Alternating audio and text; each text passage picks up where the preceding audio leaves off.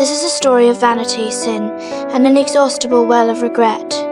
That year, I was 13, precocious, self-important, and utterly lost in the illusory worlds. I built with words. I possessed a pair of keen eyes, yet they were guided by a heart that remained unawakened and untamed. It was a sweltering afternoon, so stifling it felt breathless, with restlessness and unease thick in the stagnant air. Through the study window, I watched my sister Cecilia, standing by the fountain with Robbie, the housekeeper's son.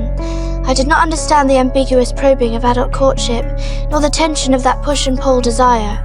From my vantage point, when Cecilia stripped off her outer garments and plunged into the pool, what I saw was coercion, some sort of unspeakable ugliness. A young girl's imagination is sometimes the most dangerous weapon of all. When Robbie mistakenly placed that draft, filled with explicit language, into my hands, I was instantly consumed by fear and disgust. I thought I had glimpsed the true face of a demon, never realizing it was merely the clumsy yet fervent passion of a young man. Briony, did you read this letter? Yes, that's a wonderful letter. Briony? Wasn't there an envelope? That night, the scene in the library became the final straw that broke the camel's back. Cecilia trembled in Robbie's arms, her green dress shimmering in the shadows. They were in love, yet I was convinced my sister was being violated. And so, when my cousin Lola was assaulted in the darkened undergrowth, even though the night was thick and I never truly saw the attacker's face, my heart had already assigned a name to the culprit. I know who it was. Yes, I saw him. I saw him with my own eyes. Facing the police questioning, I squared my shoulders and identified Robbie with a certainty that bordered on performance. In that moment, I believed myself to be the knight saving my sister, a hero upholding morality. Little did I know that my naivety and arrogance had transformed into the sharpest of daggers, severing the lifeline of two lovers, condemning the innocent Robbie to prison, and pushing my sister into the abyss of estrangement from her family. 4 years later, war broke out to atone. I forsook my degree at Cambridge and became a wartime nurse, confronting blood and death head-on.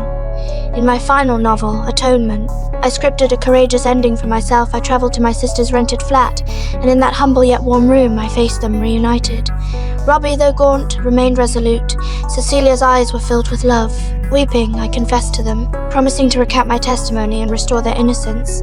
At the end of the book, they went to the seaside, living in a house with white walls and blue window frames, letting the sea breeze blow over them, together for a lifetime. What a beautiful ending it was, so beautiful that I almost beguiled myself into believing it was true. Yet, as the instigator of it all, I must, at the very end of my life, tear away this veil of tender sentimentality. Reality is cruel.